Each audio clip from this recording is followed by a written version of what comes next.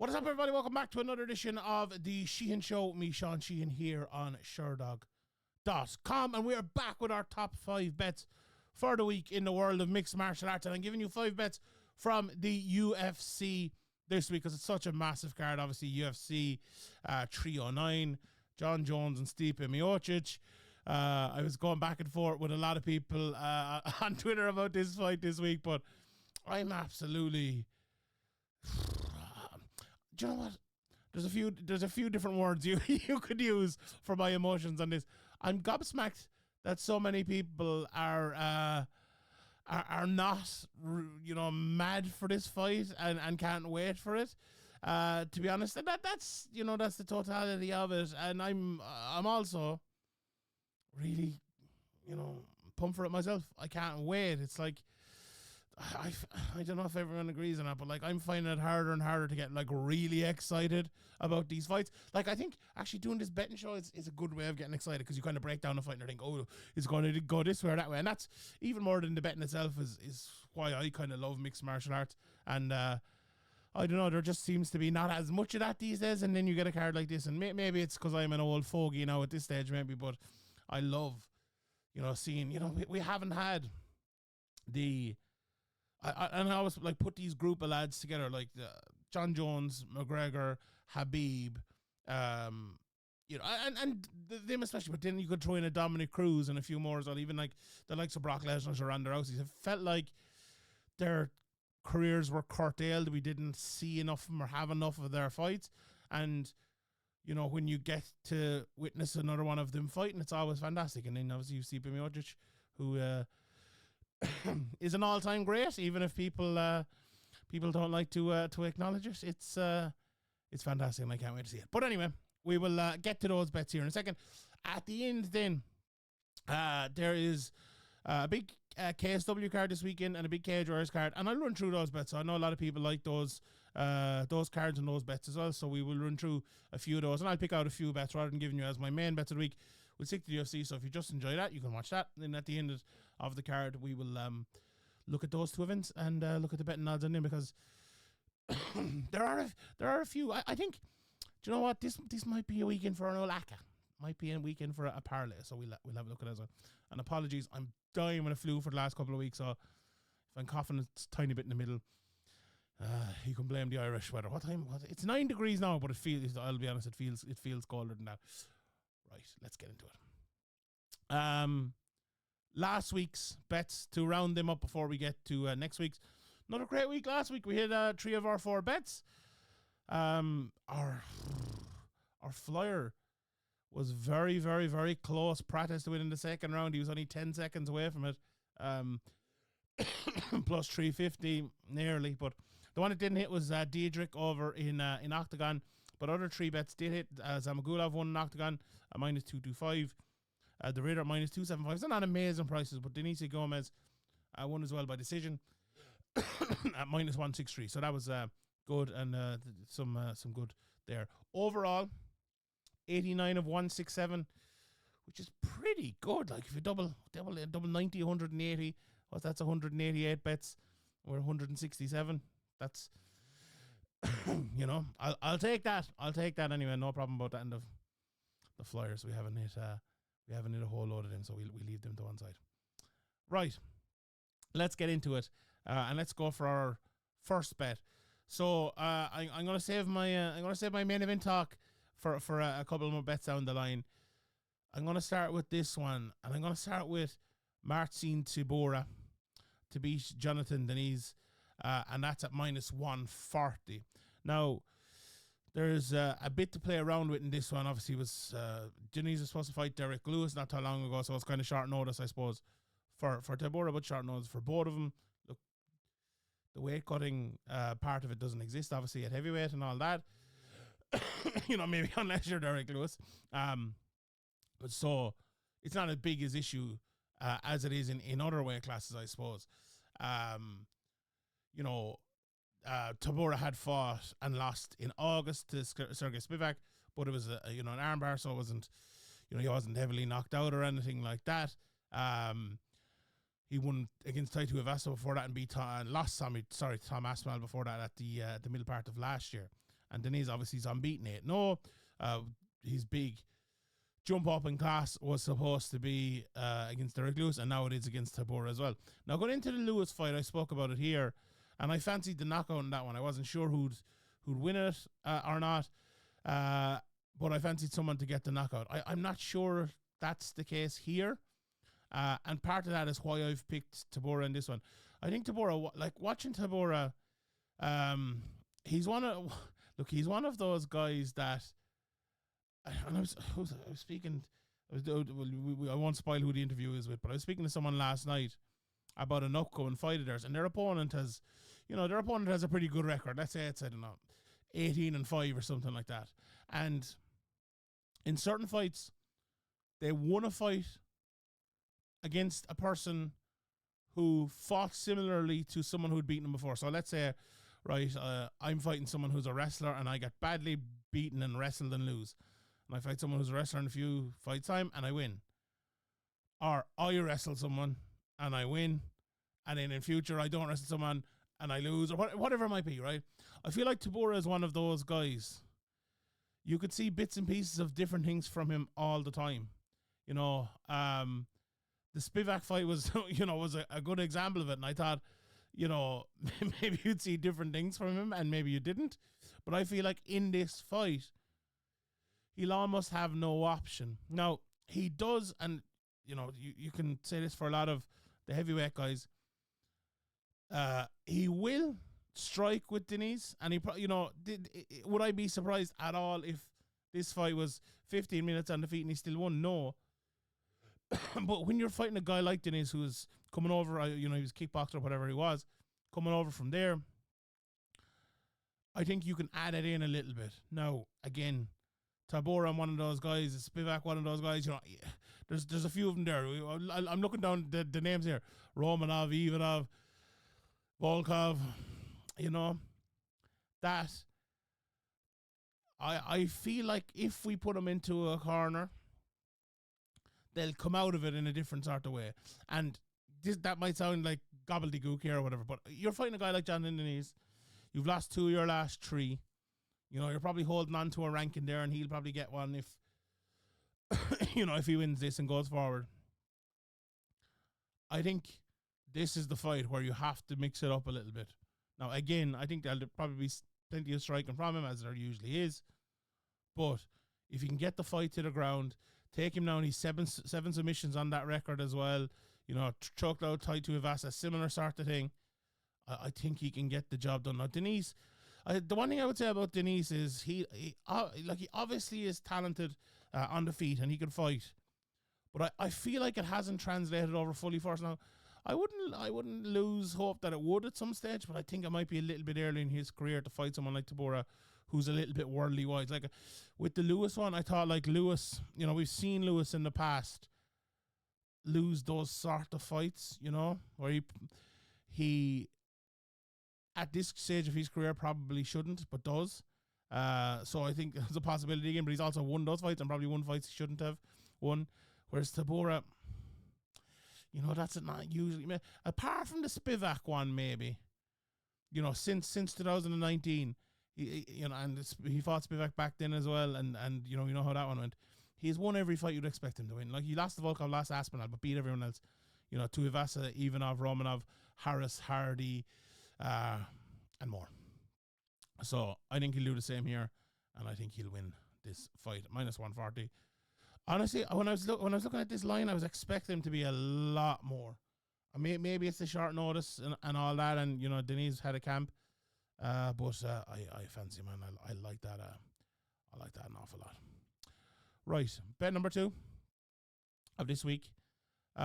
This again, not the biggest price in the world, but I actually was shocked when I saw this price. So I'm going for Charles Oliveira, and it's actually improved. I'm looking at it here. I'm going for Charles Oliveira at -245, and I think I can show it you here. Yeah, so Charles Oliveira -245 here, best price to win against Michael Chandler. The reason I'm going for this is obviously we saw them fight before, and it's pretty simple. I don't have a 10-15 minute breakdown of this. Charles Oliveira has fought lads recently in a very, very similar way, right? And it's a very hard way to win against him unless you are someone like Islam Makhachev, who is unbelievably good, or Arman Saryukan, even in that was a split decision. But what does he do? Like the Beneil Dariush fight was the perfect example of this, because coming into the Beneil Dariush fight, and I remember I'm pretty sure I gave you the first round knockout here as one of my flyers, one of the only flyers. Actually, it was last year, but that fight was only going to end one way, right?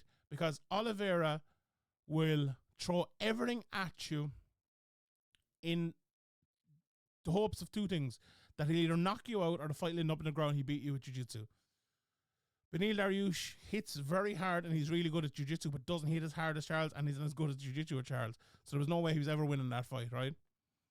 And it was always going to end in a knockout, because Beneil Dariush doesn't have the best chin in the world, and Oliveira is always going to land on that chin. For Michael Chandler, like, how does Michael Chandler beat Charles Oliveira, right? Take away the jiu-jitsu part of it, but how is he going to expect to win the fight? He'll either land a big knockout blow and go out and turn it into a war and try to win a war and bring out, the old Charles Oliveira, or he'll try to take him down and wrestle him for the whole night, right? He's playing into his game if he does try to take him down and wrestle him. And when Oliveira throws those wild shots, he's almost begging you to take him down so he can use his jiu-jitsu. He hasn't submitted someone in a while, in 4 fights, right? He's begging you to do it. And if you don't do it, he's opening up so much that he doesn't care. Like, he's, again, this is tactics. This isn't, he's added in technique, and he's very good at the things he does and all, but this is, Charles Oliveira has turned into a pure tactical fighter. And his tactic is a berserker, because he knows his skill set is superior. His finishing skill set is superior to everyone else. And look at what has happened. His last wins: knockout Dariush, submission of Gaethje, submission of Poirier, knockout of Chandler. Right? Fair play to Tony Ferguson, he made the decision with him. But Kevin Lee, submission, knockout at Gordon, Lintz, knockout, submission of Timur, submission of Miller, submission of Gagos, submission of Guit. He's submitting everyone. Now that's going back to before he was even this fighter, I suppose. He's been to 5 decisions in his career, and he's lost 2 of them.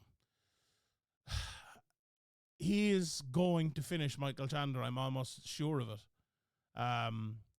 And I think that's straight up price for a fight we've already. And here's the other part of it. This is a fight we've already seen. We've already seen Charles Oliveira finish him.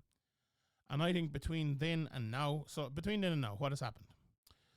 Charles Oliveira beat Poirier, finished him, beat Gaethje, finished him, got finished by Makhachev, look, no shame in that, finished Dariush, as we aforementioned, and lost to Saryukan, split decision over 3 rounds. No real shame in that either, right? And was supposed to have a title fight, got injured and stuff in that. For Michael Chandler, he's 1-2 since, only beating Tony Ferguson, great knockout in fairness, but lost to Gaethje, lost to Poirier, and has spent 2 years waiting on McGregor.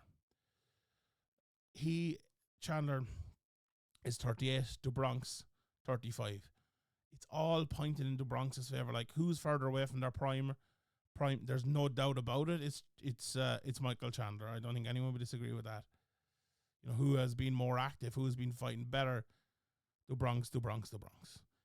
He's almost certainly going to win this fight. And I was shocked when I saw this was minus 250. As I said, into minus 245 now. By the looks of that, it could be going even more. I was genuinely expecting this to be minus 400. Again, I think this is a good parlay week. And as I tend to do on these weeks as well, maybe I'll throw you in a bit of a parlay here in the end, and we'll have a quick look at it. But I think that's a great bet, and that's our second bet of the week. Right, third bet of the week. Again, I think this is a straightforward enough one. I'm going for Bo Nickal to win by knockout at minus 124. He's fighting Paul Craig. He's 6-0. Paul Craig 17-8-1. Bo Nickal has 4 submissions, 2 knockouts. Paul Craig has been knocked out 5 times in his career. Obviously, he's a lot of finishes himself as well. Has lost 4 of his last 5, only beaten Andre Muniz, who you wouldn't exactly say is a big knockout artist or anything like that. Lost to Bahayo, Alan Walker, and Ozdemir respectively.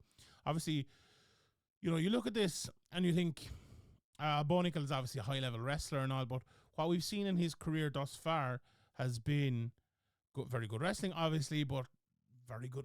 Looks very good on the feet. The only issue with Bo Nickal is, you know, he hasn't fought enough. You would have been hoping that instead of, you know, one fight thus far in 2024, with the year basically over now, and, you know, he's going to have 2 fights. After having 2 fights last year, that's not enough. You know, what is he? What did I say now? He's 6-0 now. He's going to, you know, maybe 7-0 at the weekend. You would have wanted Bo Nickal to be at least 10-0 at this stage, if not 11-0, 12-0. So, and after this fight, I'm saying. So that's the only drawback. And I'm not 100% sure. Bits and pieces of injuries and things like that, I'm sure we're part of it. But, you know, if you want to read something into that, I'm not too sure, to be honest. I'd be only guessing myself. What I am sure of is the way Paul Craig fights to put him up against Bo Nickal. Paul Craig, a great submission artist. Never ride him out of a fight when he's hurt. He comes back and he catches you towards the end of the round. Has great cardio and all that, and that helps with his chin, but also with his ability to stay in fights and you know, out cardio you almost. You know, Dominic Cruz is always commentating like that. Like, oh, this guy's just wearing him out when he's getting punched in the face. Paul Craig is kind of like that. But the other side of that is he's getting punched in the face. And he takes an awful lot of shots. I think his striking has improved, and he's more deadly with his own striking. And his defense has improved a bit as well, but I don't think it's good enough at the very top level. And a guy like Bo Nickal with his athletic ability is going to make him suffer. And I think he's going... So everyone looks at this fight and goes, okay, Bo Nickal's a wrestler. He's going to take him down, and maybe Paul Craig can submit him. I don't think it gets that far. I think Bo Nickal is going to land hands and maybe knock him out early enough. I just want to, for argument's sake, check the odds on that if it's up so far. So Nickal to win in round 1 is, it's only minus 110 or even money. Nickal to win by knockout in round 1 is only plus 200 as well. So, you know, I'm not breaking any borders here or anything like that. I'm not giving you anything insane, but I do think at that price, minus 124 for him to get the knockout, I do think that is good. So we'll throw that in as our third bet of the week. The fourth bet, I'm going for. I spoke about a couple of weeks ago, and then I was like, I'm not, not that I'm not buying the hype, but that I haven't been caught up in the hype yet. Now I went and I watched a couple of his fights, and I kind of remembered him. So it's Mauricio Ruffy, and a lot of people listen to this like, oh, Sean, what are you talking about? How would you not know this guy? And I did know him, but I kind of forgot. You know, does that ever happen? Like someone like who? Let me look at someone here. Roberto Romero, right? Never seen this guy. Who knows? He come out at the weekend and have an unbelievable performance and knock out Devin Onama or a fucking wheel kick or something, and I'd be like, oh, this guy, you know, what a fighter.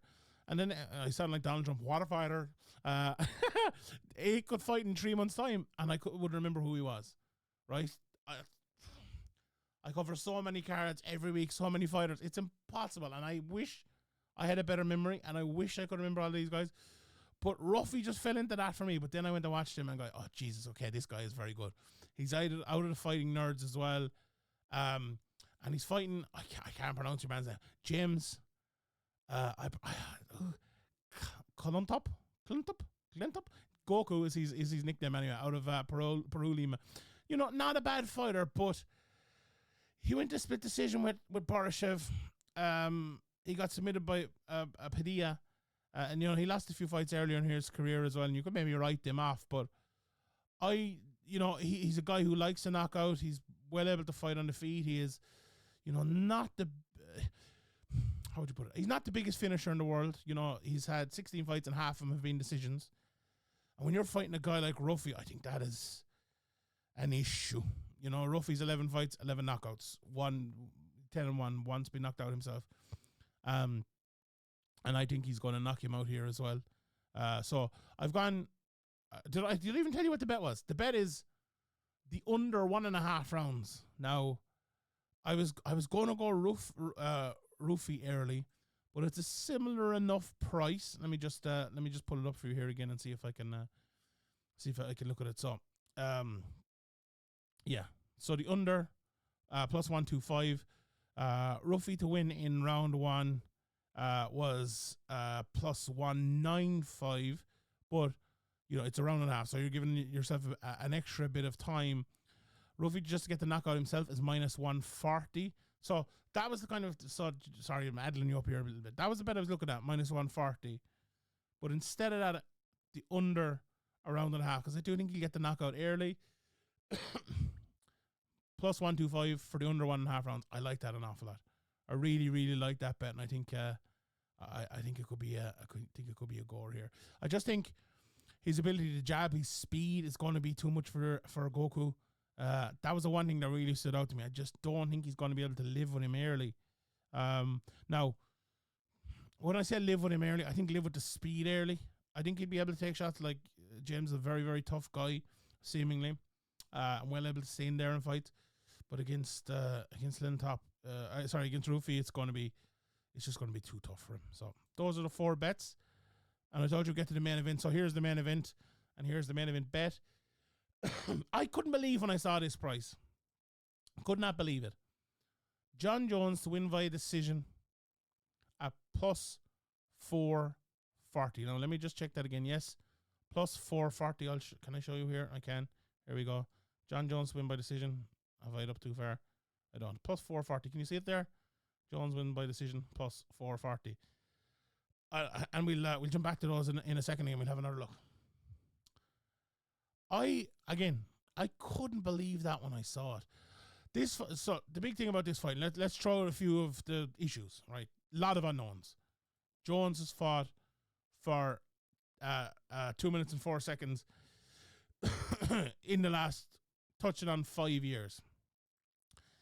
Stipe Miocic has fought for just over a round in the same time, right?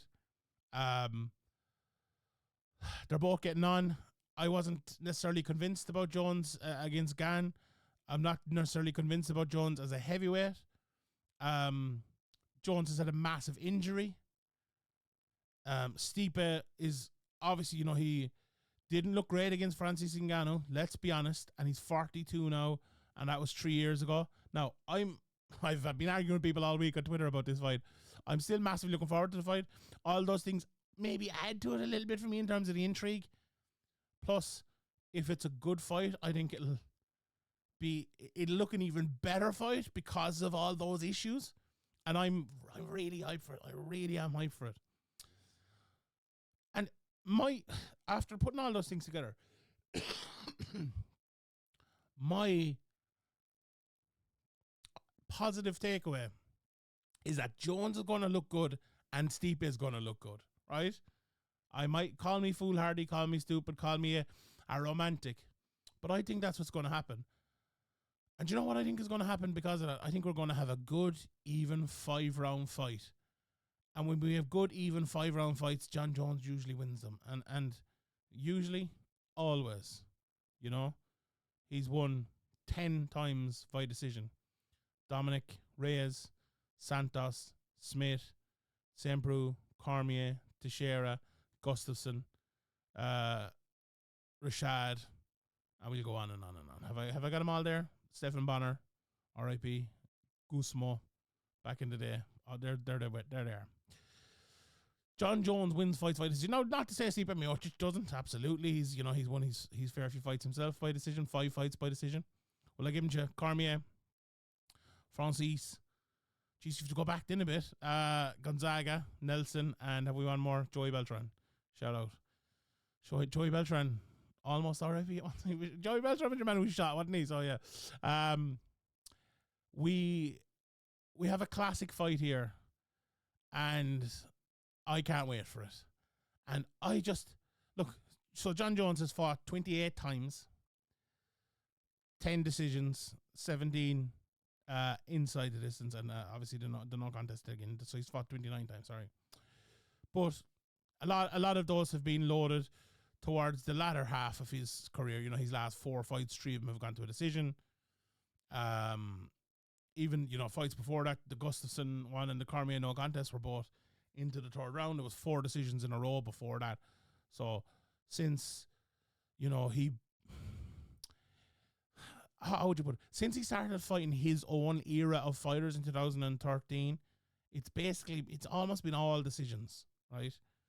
What, 85% decisions, or whatever it might be.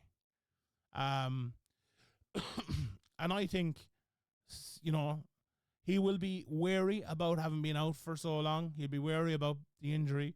He'll be wary about Stipe. There's been so many people talking bad stuff about Jon Jones recently.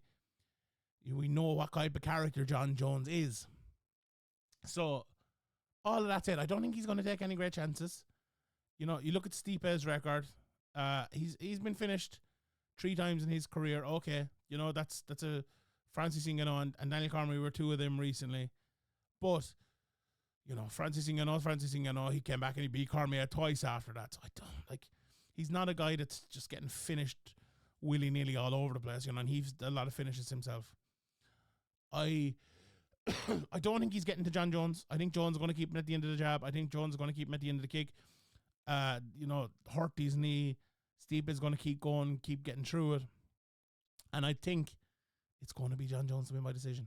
So that to me is the standout price of this week.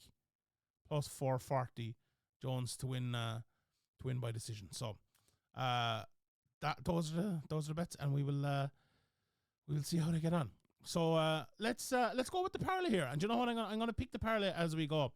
I'm going to pick a few of the fighters I've already picked and a couple I haven't. So I'm going to go with Tybura as the first one in the parlay. I really like him in that fight.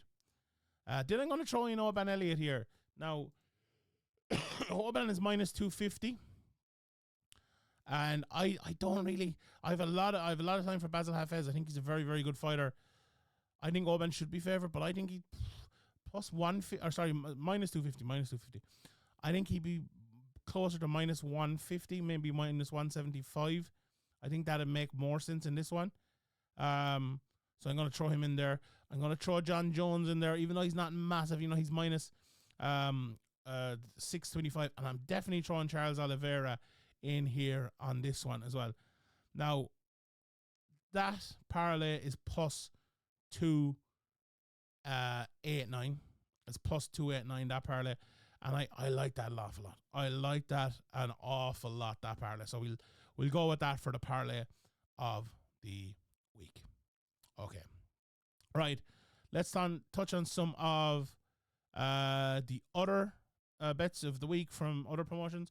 So we have a really good KSW card this week, and I'll pull it up for you here. A very interesting bet in here. Kaladov is the underdog, plus 200 against Bartosinski. Kaladov hasn't looked amazing recently, but Kaladov also the type of guy who pulls it out of the bag. I wouldn't rule him out at all, but no, I think I'd go against it there. Phil De Vries against Stosic. Look, Phil De Vries deserves to be a big favourite in all of these fights. I think that's just about right. I like this price on Hartig. He's been very impressive recently, minus 160. Kasper Formella, one of the most exciting guys around, plus 200 against Robert Ruchala. I like that plus 200 price, to be honest. I like that. Matthias Scheffel is coming over from PFL. Sorry, I'll just pull this up for you here.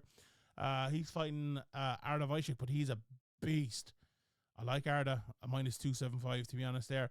And in the rest of them there, wouldn't know him maybe as well. I like Flaminas as the underdog. I'm a big fan of Flaminas. Obviously, he's been around for a long time. And Peter Kuberski, watch a good bit of him. He's fighting Damian Janikowski. That could be an underlying fight of the weekend, maybe. I think that'll be a beast of a fight. I'll go with Kuberski on that one. Right, Cage Warriors. Sorry if this is a bit small, but it's the best I could get.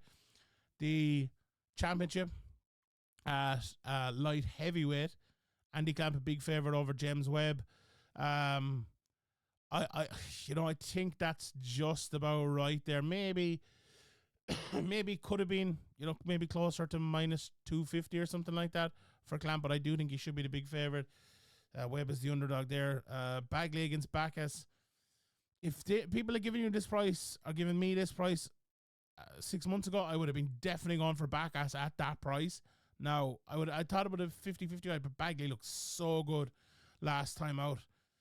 I still don't think he's minus 300. I still don't think this minus 300 is brilliant, but I divide that fight, if I'm honest. I divide it. With Ty Palmer against Paddy McCarry. McCarry should win that fight. He's a massive favourite, minus 800. This is the one that stood out to me. If I was given one bet for the week, it would be Alexander Loof. I fancy him to beat Wesley Maya. He's minus 115. That's a good price there, I think. And just one or two of the other ones. Teddy Stringer against Sean Frazier. Teddy Stringer is one of the most highly touted prospects, and he's only minus 150 here now. Sean Frazier is well thought of as well. But I'd go for Stringer on that one. Another one I'd definitely go for is Joanny Scott. minus 274. He looked fantastic, and he's one of those guys. Parlay. Throw him into a parlay, no doubt about it. One of the fights of the weekend, Joe Ambler. This is a guy who beats guys. He's not supposed to beat. He's fighting Josh Anwardy. And you know, Josh has lost a fight or two that he's, I suppose, not supposed to lose. I'm going to go for Ambler in that one. Thomas Paul against Prinz. Again, kind of close enough to a pick'em fight here. I'll probably go with Paul in that one. So, a lot of interesting stuff this weekend and a lot of big bets to go as well. Just before we go, anything else from the UFC? Let's just quickly run down. Let's just quickly run down through it here. I'll bring us back over here. So the bottom of the card, we spoke about Diniz and Tybura. Mickey Gall against Brahim. I see a lot of people talking about Brahim this week and saying that price is off minus 122, and I think I tend to agree. I think I'll go with Brahim in that one. To be honest, I spoke about Oban. I like Veronica Hardy at that price, still minus 145. Let's scoop down here to the rest of them. Jim Miller, that underdog price here, lads. Can you see it? Hold on, I need to go down more. Jim Miller, that underdog price plus 150. Damon Jackson, again, one of those guys can be hit and miss at times, you know. I think I might take a chance on Miller at that plus 150. Actually, I would like to take back one of my bets, but I this one completely slipped my mind. I had it in my bets yesterday, and somehow it slipped out of them. I'm adding a 6 bet of the week. Put it on my docket. Anders a minus 115. This is the best bet of the week. I don't know. My bad. Anders minus 150. He definitely gonna win this fight without a shadow of a doubt. Martinez McGee again to pick him fight. I like Martinez. I'll go with Martinez at the plus money. Spoke about Ruffy. Again, I was looking at this one. I think this is off. I think it's a closer fight than that. Now, who would I pick to win straight up? I think I'd pick Karina Silva. But I like Aruj. I have a bit of a soft spot for her. Maybe that's me, but I definitely not betting around this price. Minus 258. If she was minus 158, maybe, but not that price. Definitely not.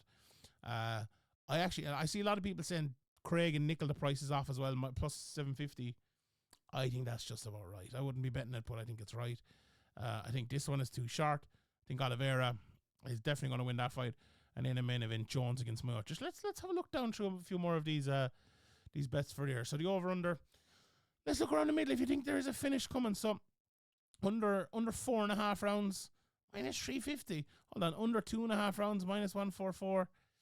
The over 2.5 rounds. I love that overprice. Actually, I was looking. That overprice was one of the bets. I switched and made it my flyer. But if I was giving you a bet on this fight, it would definitely be the over 1.5 rounds, a minus 163. I love that. Absolutely love that. Can we do a parlay here? Hold on. Let's see if we can do that while we go. So the over. Oh God, this will actually be hard now because I've clicked it away. But here we go. We're going to do it anyway, right? So we're going to go over 163. I'll pull this up now. We can all see it here in a second. And then we're going to go with Eric Anders. So that parlay, that double is plus 202. Absolutely love it. Plus 202 for that parlay. And those are your bets for the week. Thank you to everybody for tuning in. Let's recap them quickly. Tybura, minus 140. Oliveira, minus 245. Minus 124 for Bo Nickal to get the knockout. Ruffy under a round and a half. No, just under a round and a half, not the fight. Not just Ruffy or his opponent. Probably Ruffy. Plus 125. And then Jones to win by decision at plus 440. Add in Eric Anders minus 115. Add in the double at plus 202 of who was it, Anders, and the over around and a half in the main event. And the parlay, Oban, Tybura, Oliveira, and who was it, Jones. At what was it, plus 269? I didn't write it down. I'll have it in the notes. Those are the bets for the week. Let me know. Comment section below. Bet responsibly. Let me know in the comment section below what is your best bet of the week. Best bet of the week. Best bet of the week. Comment section below. And we leave it there. Thank you to everybody for tuning in. Apologies for the bits of coughing. I'll be all right by next week, hopefully. Probably not. Thank you very much. We'll see you next time. Good luck.